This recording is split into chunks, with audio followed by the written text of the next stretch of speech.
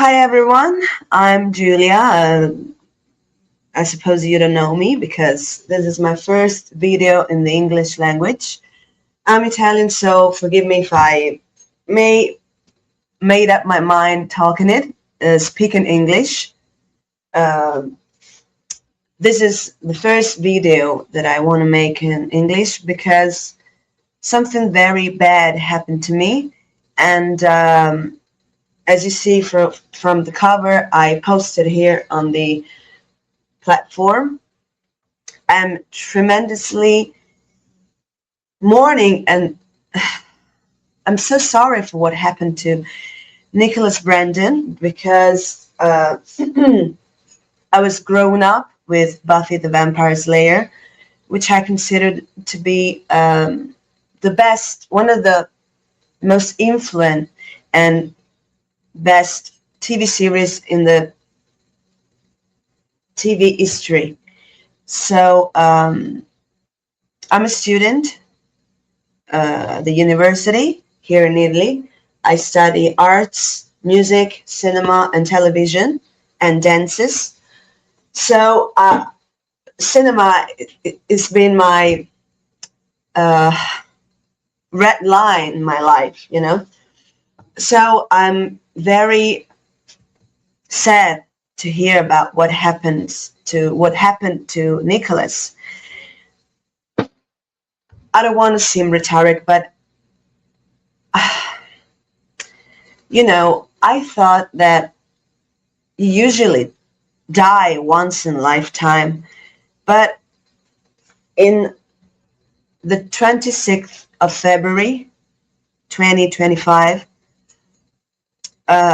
another death crashed on me, I suppose, because everybody of you knows that Michelle Trachtenberg left us, and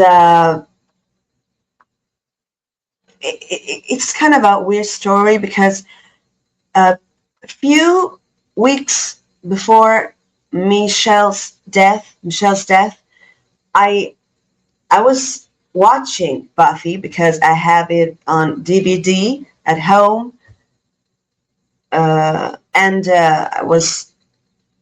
I periodically see Buffy the Vampire Slayer because it is a built-in roman in my life. Built-in roman is a literature uh,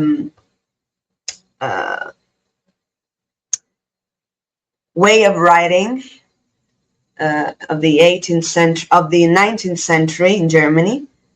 Bildungsroman means grown-up romance. Grown-up novel.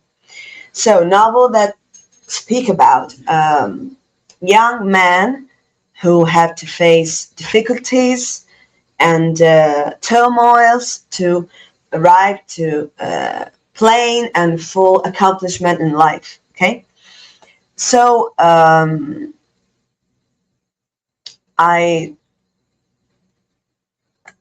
very first experiences that I had in my life, not just daily life, but knowing what love may be, what death may be, what all the varieties of the human emotions, was thanks to Buffy the Vampire Slayer. And for example, I've always wanted to have a history. I love romance. I love history, like a love affair, like the one between Buffy and Angel, including all the passionate and suffering moment. And I was a little kid. I started to watch Buffy at the age of 6 years old. I was so young. Now I'm 31. So many years have passed through the many decades. It was 200. It was at the beginning of the 21st century. So, my God, so many things happened in the world, and we've been through many things. Not always good things. I would say maybe most of them were ugly, were very bad things. all the wars, all the president of the United States that followed up one each other. I'm Italian, but obviously what happens in your country, USA, have always affected what happens here in Europe. So anyway, I think that it's important to emphasize that. Anyway, I was saying that Buffy's been my one of my red line my whole life because I grew up with him. I grew up with that series. I started watching it at the age of 6, and I can say that since I've never stopped watching it. I've bought DVD. Here in Italy, there are many channels, mostly TV commercials channels, so private channels, TV channels that continue to make it on air. Okay, so it's very often they used to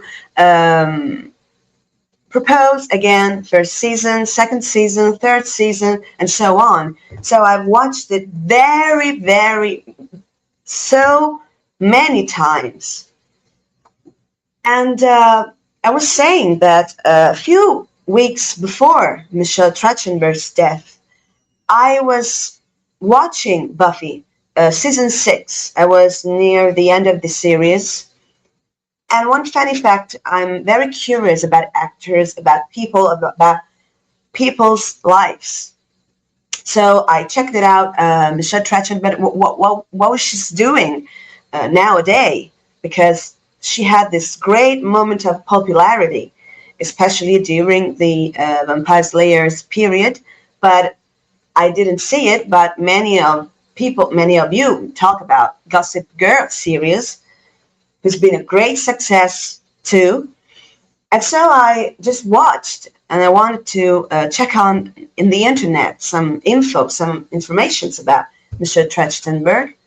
And I found out these photographs in which she was so, she doesn't have the look to feel good. She seemed to be so ill, so more than ill, so unhappy. I'm very sensitive girl. So I generally don't mistake when I look into somebody's eyes. I generally catch the feelings she's or he's proving that moment. So I was very shocked to see her. She was unrecognizable. I remembered her taunt face. I'm sorry, I don't remember the English word. Her circled shape of the face, typically of the adolescents, just very fluffy face, you would say, sort of speaking. So she was so skinny. She didn't seem to eat that much. I'm a great eat lover, so I was worried. And then I discovered, I checked it out on the internet, that she was very criticated for her skinniness. I don't know if that's the right word. And she responded to the people who were worried on the internet, on Facebook, I believe, I remember. And she said, check on your own life. I'm happy. There's nothing wrong with me. There's nothing wrong with my health. I'm happy, absolutely.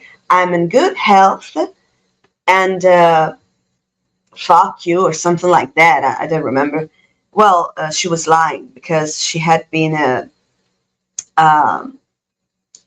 liver transplant just a few months before. So she was struggling with her health, in fact, and it wasn't true that she was fine from a health point of view. That's significant to see how people who love actors and people who been by their side during their adolescence during their childhood, during their adulthood, and get affectionate to people, to artists, and ask, are you okay? Is everything okay with you? Is everything okay with your health, with your psyche, you know? And sometimes people, actors, musicians, catch that, take that as an offense, but it's not. It's a way to demonstrate affect to the people you have been inspired all day long in your life. Anyway, a few weeks later, it was the 26th February 2000 and 2025, and she died. And it arrived a text message on WhatsApp from my very dear friend of mine, Simona, and she said, my God, Michelle Trachtenberg died. Dawn has just died. And I was so shocked by this information, because few weeks before I've seen that those photographs, those messages they sent her to with the fans worried for her health. So I was so I was, I have to tell you something, guys. It's not the first time that happens to me.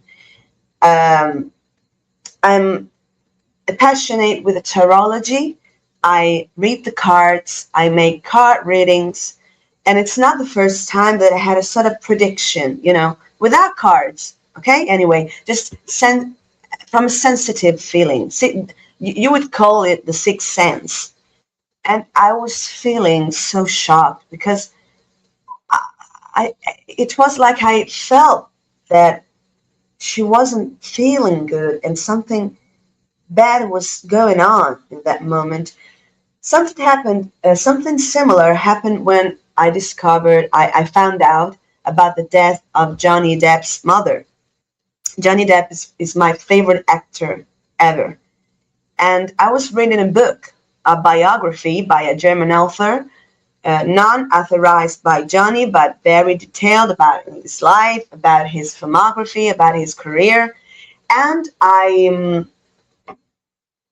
it was a gift for my birthday by a former friend of mine. So I was reading that book. It was prior the horrible affair with Amber Heard and the legal cause that it's been for domestic violence, that proved that Johnny was absolutely innocent. And I'm so angry about that, because it's been such a cruel thing to do on Johnny, who is a very nice man. Everybody says that. Who's known him, and people who knows how many charity he makes. And when he goes to the hospital with the costumes of Jack Sparrow or many of his movies characters. So it's very unfair what happened to him. And I'm so fucked up. I'm so angry, because Hollywood has, sort of yelled at him. And that's unfair. And since then, Johnny has always done and made movies in Europe, including one here in Italy, Modigliani, about famous painter. And that's the sign of what Hollywood may be sometimes. A place in which you are a god, but it doesn't support you in the need state of life. And that's very sad to hear about that. Anyway, I was reading this book. Johnny was, I believe, already divorced or anyway separated from Amber Heard. And then I discovered that in that period, or anyway a year from that, Betty Sue Palmer, Johnny's mother, was dead, has died.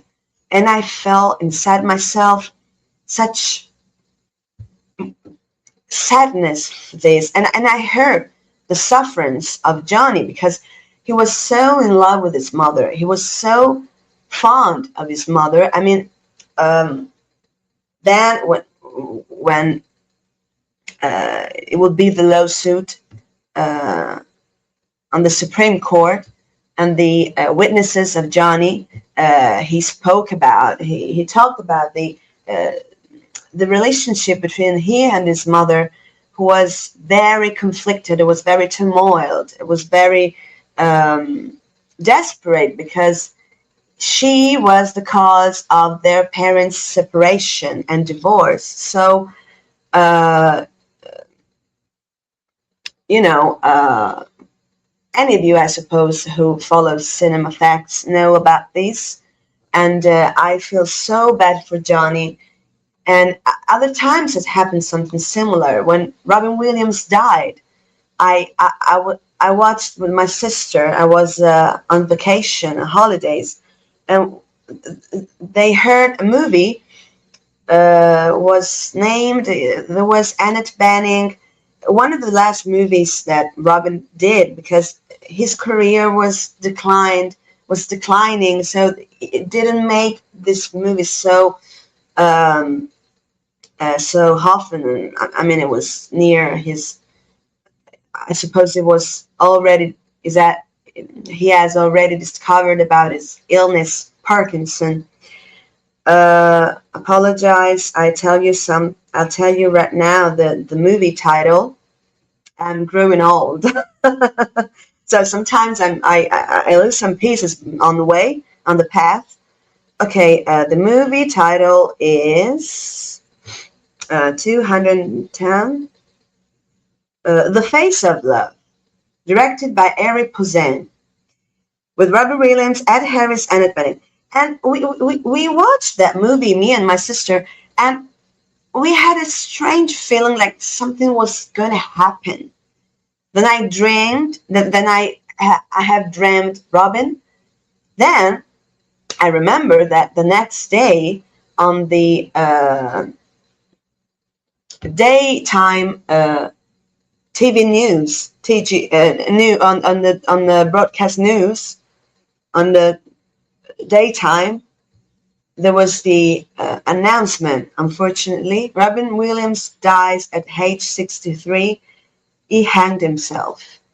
He committed suicide because there wasn't already the details of the suicide attempt, of the suicide accomplished. So it was shocking because Robin Williams is another actor who represented my childhood. I grew up watching Patch Adams, watching Jumanji. I've seen that movie thousands of times, and I believe it's one of those must movies of every child because it learns you so many things, the importance of the time, but not the time in the sense of the so to say time passing, but the importance of doing the right thing in times. You know, it's wonderful the relationship between um, uh, how was his name? I don't remember. Forgive me. I'm growing old, as I was saying. Alan, between Alan and his father, an incredible Jonathan Hyde portraying Samuel Parrish. The relationship between the two is so moving, is so real because relationship between daughters, sons, and parents, it's never easy.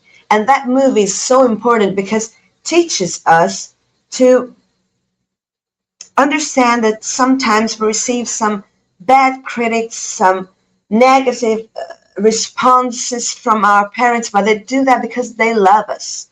And not just they love us, but because they know that we can make mistakes when we are young. So that movie is absolutely spectacular. But going back to predictions, Uh, Another movie of Robin Williams that I watched many times is because I repeat again, these TV commercials, they always on air movies of Robin Williams, and the movie is The Bicentennial Man. Can it be? 1 second. Bicentennial Man. Yeah. I remember that. And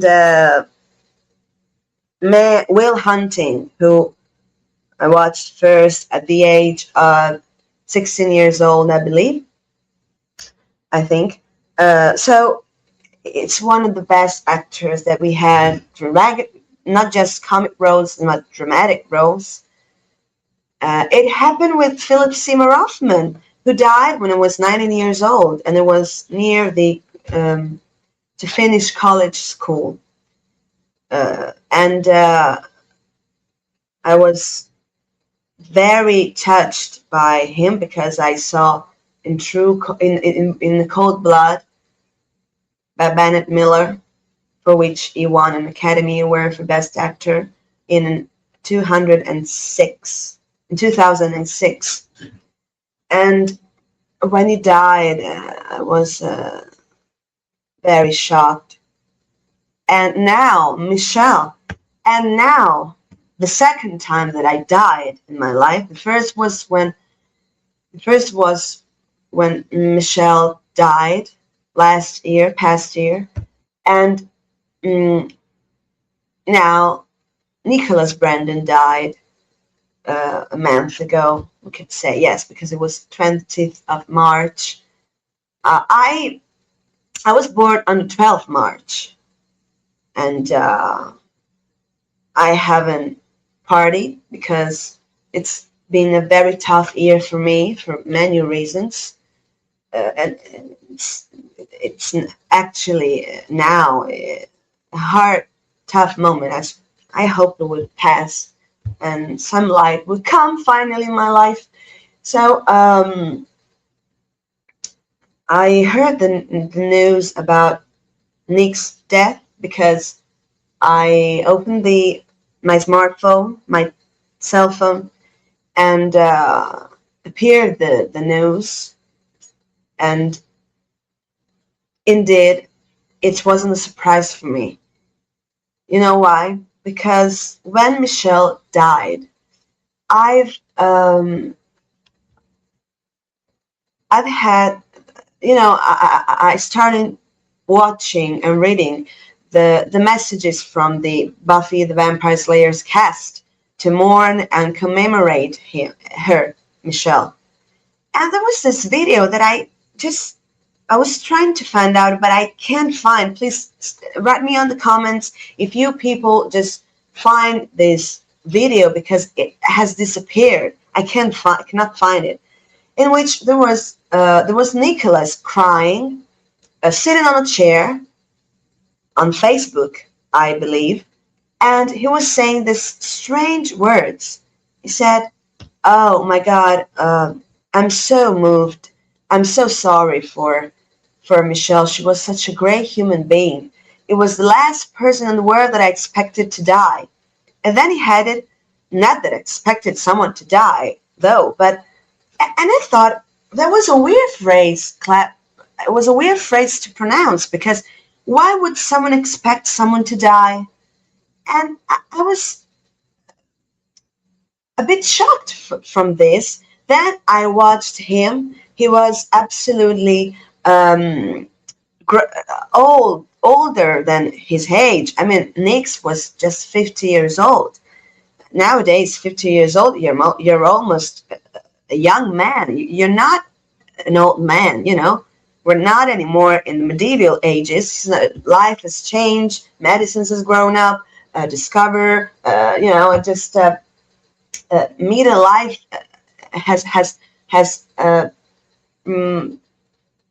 is no longer than once, you know. So the same feeling that I had about Michelle. I mean, is he that well? Is he that fine? How is his health? Then, when I found out about Nick's death, I read about the heart attack that he had in 2022. I didn't know that, and all the problems that he had that I knew, that I knew. Sorry, my mistake. That I knew about the alcoholism problem, about the drug addiction. Okay, but I didn't know about the heart attack and about the congenital problem to his heart discovered when he was an adult. Now I have to tell you something. My sister has been undergone surgery, and has had an open heart surgery to the heart, an open heart surgery at the age of 10 years old, because she was born with a congenital problem that which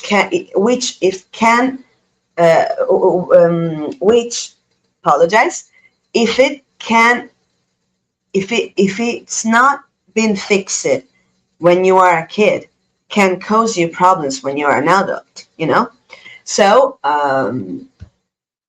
it was she had an open heart surgery at the age of 10, and then she lives normal as everybody. She can do anything, and she will have to do periodical lifetime controls. How do you say that in English? Protocol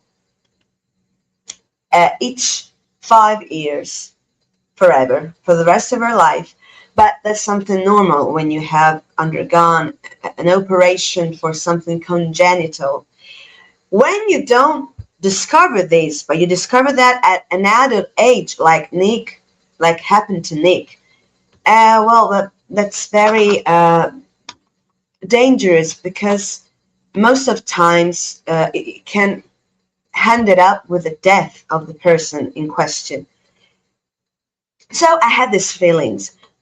When I read about the news of Nick's death, I was moved, because I was hoping it wouldn't happen. And no, in fact, it happened. He died. And I cried. I cried. I was moved by other things that happened that period. And sorry, but I cried because when you see a product made cinema, or you listen to a song, it's something that is near you all your life. And I was a kid, and I was a very lonely kid, because I didn't have so many friends, because I've always been mature, something that those kids weren't. Or you can read it in another way. I mean, maybe I was too adult, and the kids were just kids. So I remember that I made friends with people very adult, with the at school, with the Serbians. I was, everybody loved me. Adulthood loved me, but I was not loved by the other kids. And now I don't feel the same thing. But my psychologist told me, you don't have to actualize what happened to your past, because what happened to your past is related to what you felt in that right moment. So in that moment, I felt isolated and alone, so lonely. So for me, my best friends were just cinema, movie pictures, TV programs, and actors, musicians, music. My favorite singer at that time was Robbie Williams, which I suppose it was my first crush of my whole life. It was so sexy. I dreamed him during the night. I mean, I was scandalous as a kid. Anyway, so when an actor that you love so much dies, it's a bit as some of your childhood dies with it too.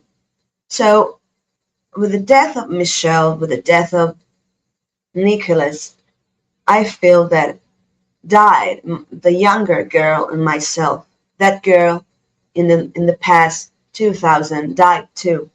So it's been a very tough moment for me, and I was planning to rewatch again Buffy in the next months, and I suppose I wouldn't do that because the morning is very difficult to elaborate because I it's difficult for me, and so besides the fact that I moved, of course, but I suppose that this facts, this debts impose us a reflection about what art is.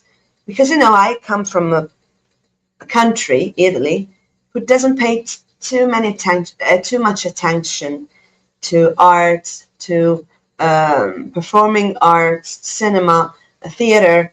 They are a little bit snobbed, we could say.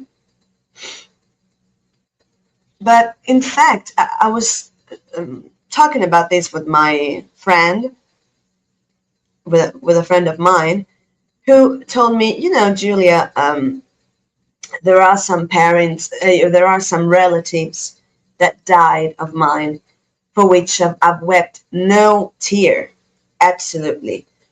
And some actors that have died, and I've wept for them so many tears. I've wept so many months for them. And she told me maybe I'm a little bit harsh and cruel to say this or to think these things. And I said to her, no, no, you're not cruel, neither harsh, because it's exactly like that. I mean, uh, there are people who woke up from a coma listening to a song. I read that when Johnny went to an Australian hospital, uh, uh, dressed up as Jack Sparrow from the Pirates of the Caribbean, and there was this girl who was in a coma. He took her hand, and a girl listening to Jack Sparrow's voice waked up. My God, and I believe that's so romantic, and so beautiful thing. The power of art, the power of cinema, the power of loving something that will never betray you, because people betray you. People betray you. People can knife you at your back. People can do horrible things to you, so horrible things. But passions will never kill you, will never betray you. If you love music, music will always pay you back. Remember this. If you love cinema, cinema will always pay you back. If you love theater, theater will always pay you back. And cinema has been my safety net in all my life, in the very difficult moments, in the moments in which I desired to die. Yeah, I admit it. There have been moments in which I desired to die because it was difficult, it was tough to live in this fucking world who's so full of bad people, bad things that can happen to you that you don't deserve most of times. So it's been very difficult for me to sometimes face with the absolutely ungratitude of people towards arts, which should be protected more, especially here in Europe. I believe that I'm referring to those of you who are Americans. USA has more respect about arts because I think that you can have many of defects, flaws, as everybody of us has, as everybody of us. But if there's something that you valorize, that you emphasize, is arts. I mean, the Oscars is American. The Golden Globes is American. The Screen Actors Guild is American. And many other achievements, and not just cinema, because an important achievement is, for example, the Emmy Awards for theater, for television. Sorry, the Tony Award for theater, Grammy Awards for music. So it's just if I was if I was born in USA, my life would be different. I absolutely think that. I'm sure about that. And I have to say that every time an actor dies, to me, is every time a relative dies, a best friend, an uncle, an aunt dies. There are so many people that left us. So many people that maybe you don't know. I mean, Gigi Proietti, who is an important figure in the Italian cinema and spectacle sector and the entertainment sector, and who has been in relationship with Robert Altman regarding dubbing, you know, um, dubbing, sorry. Because Altman wanted many of his movies dubbed by Gigi, because he was a very talent at the microphone. And it's been, for example, he dubbed the genius in Aladdin in the Italian version. And I guarantee to you that if you hear that version brilliantly portrayed by Robin Williams in the original version, I know you know that, but you would see a masterpiece made by Gigi. He died 6 years ago, almost. November the 2nd would be 6 years. But many persons in the entertainment industry had died, and that's so sad because,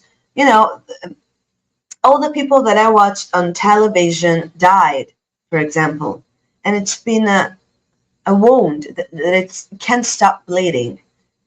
And I think that this is horrible because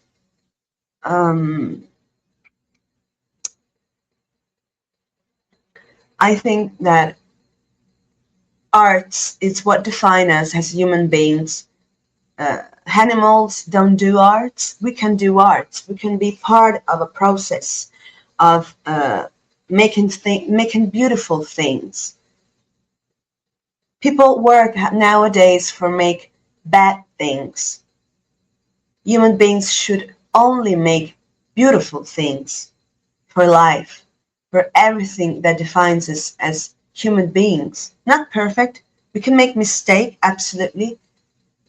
But we should work for love each other, or at least do the best of ourselves to not be the cause of sufferance for the others, unless the others is cause of sufferance for ours, of course. But so such a complicated theme that I'm going through. So going back to Nicholas, why I put this photograph in this cover, because one of the things that made Xander character named the Zippo, you remember the episode The Zippo, in which the protagonist becomes Xander. Xander is the example of someone who doesn't have supernatural powers, contrarily to the other character, Buffy, Willow, sometimes even Giles, because he's a watcher, and at season 6 he will become a sort of a witch, a male witch, master of witch. So Xander doesn't have these powers. He's a human being with no power. But if he has sorcerer, Giles becomes a sorcerer. But Xander has one power that it's not supernatural, and it's the power of, as I was saying before, what a human being should be. someone who puts love. I mean, it always, sometimes he even causes sufferings in Buffy. He's tormented with Buffy, but you have to understand the age. This series is a teen series. All the characters have age from 16 years old to 24 maximum. So they're very young. I'm 31 now. When I watched that as a kid, they looked adult to me, but they were not. Now that I'm 31, I can tell you that the way I see these characters totally changed, because there are adolescents. They are adolescents. Sorry, they are so young. They are kid almost. So it's normal to have conflictual relationship with a girl you liked that doesn't like you, with a girl that starts to have fiancé but you don't have. I mean, Xander kisses Cordelia, but he doesn't have sex with Cordelia. He will have his first intercourse with Anya, who is a demon. So, it's not easy to judge these characters, and I suppose that Josh Whedon didn't want us to judge them. And one of the episodes, one of the most beautiful episodes with incarnated the Xander character. I believe it is the last episode of season 6, who is the penultimate season of the Buffy series, terminated with the 7th. The episode's name is, now I tell you.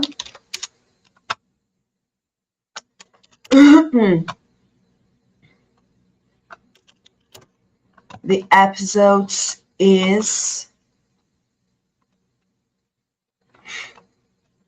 no, at 6th season. Grave 22, in which I don't want to make spoilers, so if you haven't seen Buffy yet, run and go see them, because I won't talk to you anymore. No, I was joking, but it's very fundamental, serious for the history of TV, not just in USA, but all over the worldwide. So Willow is devastated from Tara's death, and so she plans to destroy the world with Apocalypse. Another. There haven't been many Apocalypse in Buffy, so add another. And so she becomes Dark Willow, because she encamorated all the black magic to destroy the world. And she begins to hurt people she loves, like Buffy, like Dawn, like Anya, and etc., etc., etc., etc., etc. But the end of the episode, which you can see here, we see this embrace between Xander and Willow, because when she's ready to destroy the world and open the Hellmouth, I believe, Xander arrives, and he starts to say simply, "I love you." And she says, "Shut up!" And he goes on, "I love you, I love you, I love you, I love you, I love you," till she burns down and starts crying, and she renounces to her black power to destroy the world. Becomes Old Willow. You see, when she becomes Dark Willow, her hair becomes black, which is a symbol, an allegory of her intent of evilness. She becomes Willow with her red hair. They embrace. She cries, devastated for her lover's death. He embraces her. Well, I believe that this scene is something immortal, and I believe that each time I will see the episode, it won't be the same thing before Nick's death, because there's but one of the greatest thing and peculiarity in Buffy the Vampire Slayer is that Josh Whedon used the excuse of the vampire and horror world to depict and talk to us about the childhood, about the human feelings. For example, when you see all the relationship and dynamics between Angel and Buffy in the third season, in which also second season, in which she has this relationship, she makes love to him, but he becomes the bad angel, Angelus. And then the fact that he tries to catch her back, that's a metaphor of the narcissistic guy who makes you believe that he loves you, and then he just mocks you. And so that's a metaphor, every single aspect. For example, the addiction of Willow with the magics is a metaphor of the drug addiction. All the as the same as Riley's addiction to be sucked by vampires. That's a metaphor of drug addiction, and so on. And there are thousands and thousands of examples in all the series. And the beautiful thing is that rewatching that as an adult, you can see things you didn't notice before because you were a kid. And so it changes all the way to the point of view, the way you view this series. It's full of allegories. It's full of metaphors. And the fact that a vampire falls in love with two vampires, I don't think that she loves Spike, but anyway, she has a sexual relationship with Spike. So we could say that she came fond with two vampires, is a metaphor of how it's easy to preach, but then in fact human beings are so controversial and they contradict each other. And the fact that Spike can also be capable of good jest, of good feelings, though it doesn't have a soul. I mean, before the seventh season, implicates this. I mean, we're not evil or good. Everybody of us can do such good things and such horrible things. The problem is when somebody external to us wants to square human beings' behavior in selected things. You do this, you're evil. You do this, you're good. It's not like that. Great literature, great cinema teach us that we must be both of them if you want to stay, if you want to feel good, if you want to feel good with ourselves, and don't go to therapy, because that's the fact, that's the point, So this episode's the episode's final moment has something to do with the quantum physics, because not just quantum physics, there are so many currents of thinking that profess that love is stronger than hate. For example,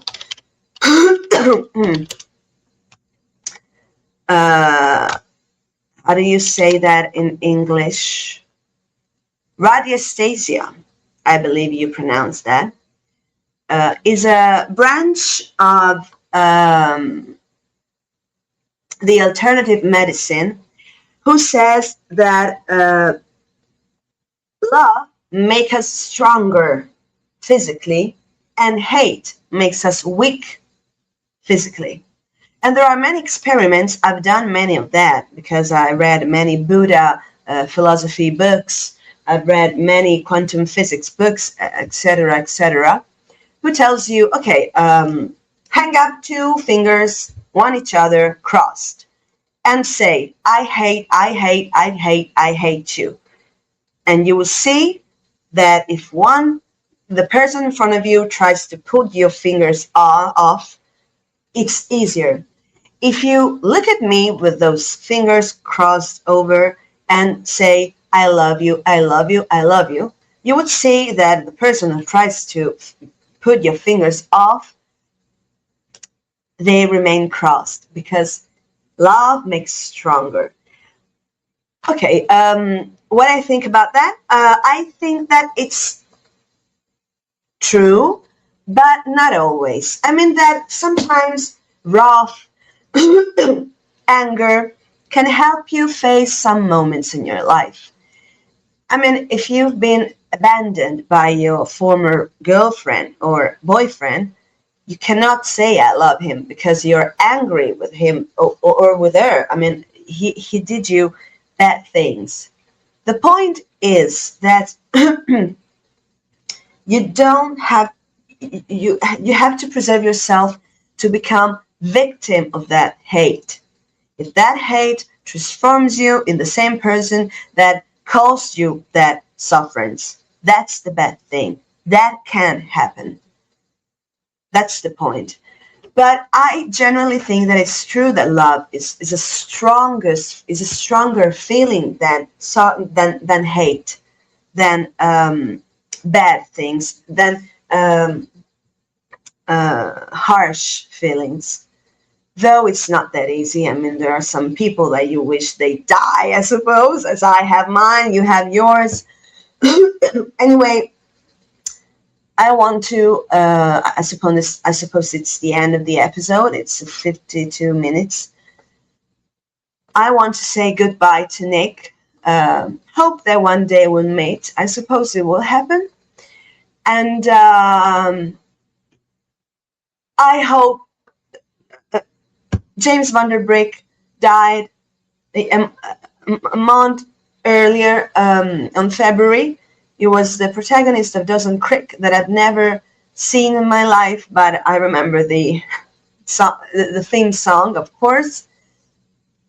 Anyway, it was such a nice man too, as Nicholas, with his defect, with his alcoholism. I don't give a shit about this because I read, oh, okay, but he was a horrible person. I don't give a shit. I appreciate him as an actor and for the feelings that he caused me. I don't give a shit what happened in his private life. That's not the point. We don't have to judge this. We don't know him. We didn't know him. So many of this TV series dying, it's worrying. I mean, James Van Der Brick, Shannon Doherty, Luke Perry many years ago. It's so sad. So bye, Nick, everywhere you are. Hope that you are happier now and in peace. May the earth be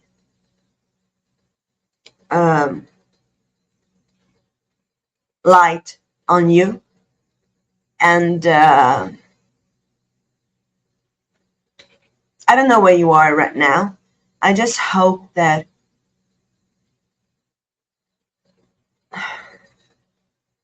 I don't know what to say, guys, because it's so sad, indeed.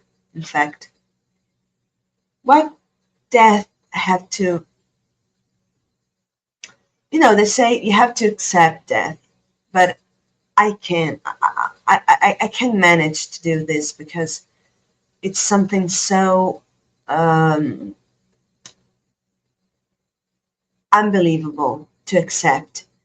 And I wanted to read you the comments of his co-stars in Buffy.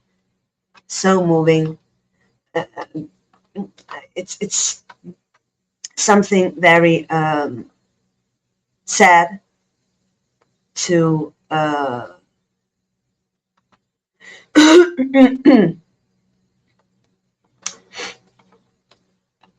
it's sad to lose people, a person who have spent so many years with you working because I'm an actress, a former actress, so I've acted many films in my life and many short films in my life. When you spend 10 days filming a movie with an actor, with a colleague, it's something horrible to lose it. It's something very bad, very shocking. So really, you never wish um, to say goodbye to someone, even if you don't see them so often. It's not the point. But when you are a friend for 10 days, you are for whole life. Okay, and here are the apologize. I have an allergy. It's so sad to have to say goodbye to someone you've known so deeply, so profoundly. Okay. Shortly after the news broke that Nicholas Brendon, better known as Xander Harris, over the run of 7 seasons of Buffy The Vampire Slayer, had died at the age of 54, a number of folks from across the Buffyverse, including Alison Hannigan, Sarah Michelle Gellar, David Boreanaz, and Charisma Carpenter, have taken to social media to remember their co-star and mourn his passing. We can add James Masters and Emma Caulfield to that list, with Masters posted on Saturday evening about Brendon's passing, and Caulfield following up on previous Instagram stories posts. And that's James Masters, alias Spike. I'm sad hearing the news of Nick's passing. He was a brilliantly talented actor, and it was a joy to work with him on a show that was a high point in both of our lives. I hope his family gets the space they need to grieve. Emma Caulfield official. I just watched an old video of us at some Comic-Con panel. Damn, Nikki, you made me laugh. From day one, you welcomed me. You made keeping a straight face a nearly impossible task. Thank you. Love you. Rest in peace, old friend. You would be missed, old friend. I know you're at peace now. Caulfield wrote for the caption to her post, with an additional message included with the image of her and Brendon. I will miss the version of the man I once knew. Someone who was so warm and loving. He was cuddly, funny, silly, self-deprecating, and supremely talented. I loved every scene we had together back in the day. He always kept me on my toes, never delivering a line the same way twice, forcing me to become a better actor by listening. Carpenter wrote in her Instagram post, which included an image gallery from their time on the show together.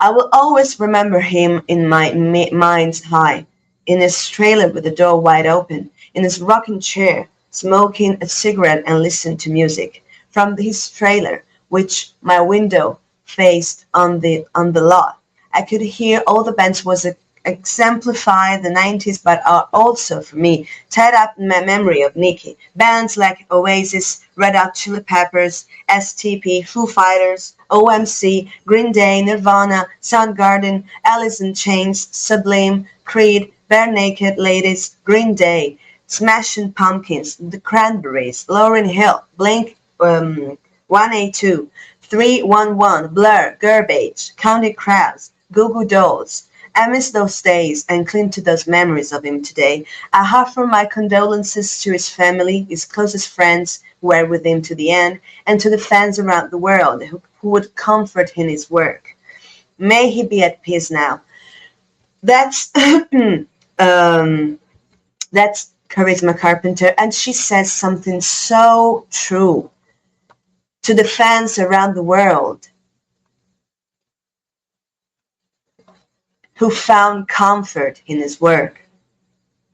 That's what I was saying before. I mean, when we watch a movie, we try to comfort ourselves in that movie, in the work of the actor. When we listen to a song, how many of you have been cured listening to Rolling Stones, listening to Beatles, listening to David Bowie, listening, and so on. I mean, that's the final goal of arts. They'll never know how tough it is to be the one who isn't chosen, to live so near to the spotlight and never step in it. But I know. I see more than anybody realizes because nobody's watching me. I saw you, Nikki. I know you are at peace in that big rocking chair in the sky. That's Sarah Michelle Gellar, who cites a phrase from the TV show, reformulating it. And she did the same thing with Michelle Trachtenberg, with a post dedicated to Michelle's when she died last year. Um,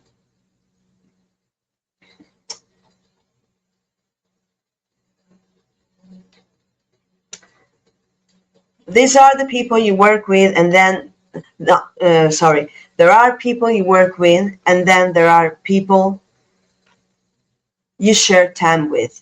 Nick was the latter. Some moments stay small on paper.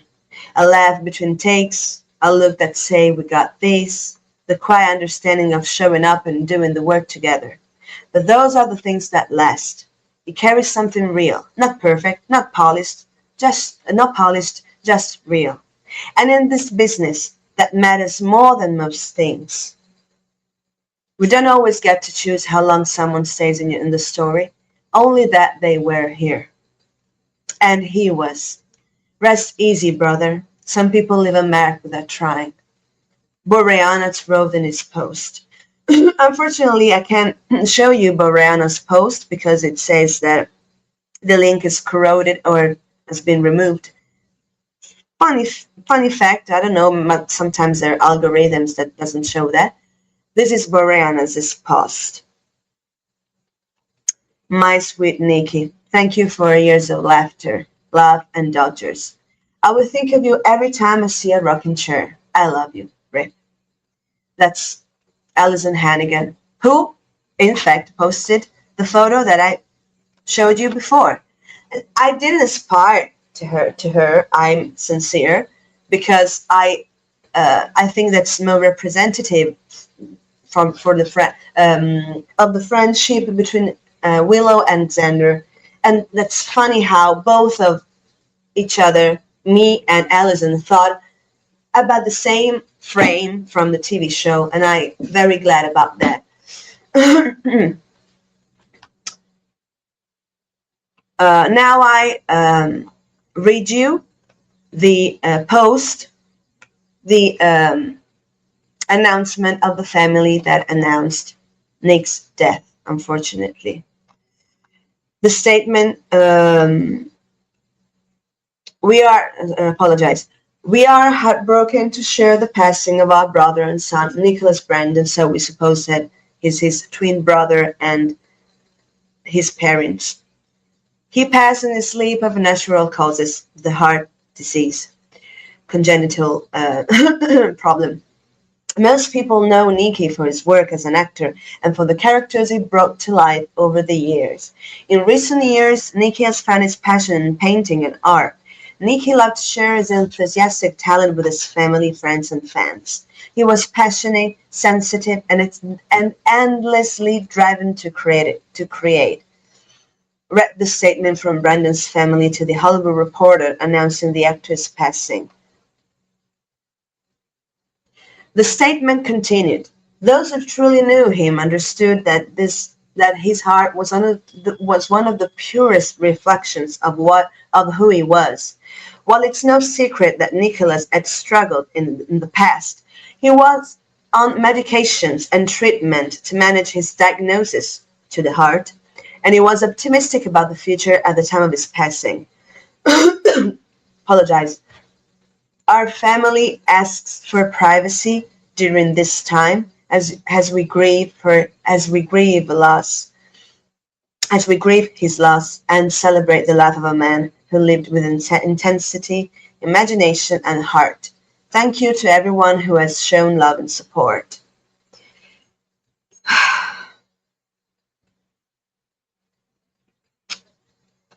That's quite sad. I'm so sorry about his twin brother, because the relationship between twins is something that who isn't twin can understand. So visceral, so profound. And we could see his twin brother in the episode of the third season, but I don't remember the name of it. Anyway, it's just the duplication of Xander, in which him we see him double, and some people may think that it's a very well done CGI effect. There's only one problem: CGI didn't exist in 1997, so it couldn't be a CGI effect. I mean, it's a real second Xander, his twin, and then when people discovered that Nicholas had a twin named, I don't remember, maybe I tell you, named, oh my god, there's the video cam, I don't see, okay, named Kelly Donovan, because Nicholas Brendon, no, it's his real name, but I don't know why he calls it Donovan. Okay, because it's the way he comes to be famous, because it's a name, second name. He eliminated Schultz, which is the real surname of, which is the real surname of Nicholas Brendon. Nicholas Brendon Schultz. I believe that Brendon is the second name. Many actors make their name artistically, catching two of his names and eliminating the surname. Okay, so it's Schultz, the surname. Apparently, they have German ancestry. I don't know. Kelly Donovan appears in an episode of Buffy. You can watch it. Okay, guys, I thank you so much for my first video in the English language. I hope that you understood what I taught, what I said, because sometimes I made up myself because I speak English, I suppose, very well. Anyway, sufficiently good, but sometimes some words miss me. But sometimes I miss some words. Thank you so much. See you next. I will do other videos in English. Thank you for listening to me, and thank you for accepting my tribute, my personal tribute to Nicholas Brendon. Sorry for the moving moment. I'm easy to tear in this period. I'm so glad to have seen so much love around Nicholas' death, and by you guys. Hope your happiness, that your desires, your dreams become true, because we all in the world need something bad to happen, because we hear so many bad things, not just words. I don't want to be rhetoric. I mean, in our lives, there are so many bad things that happens, and I suppose, I hope that it will come the times of the good things to happen to us. And I hope you guys always to be good. Bye. See you next time.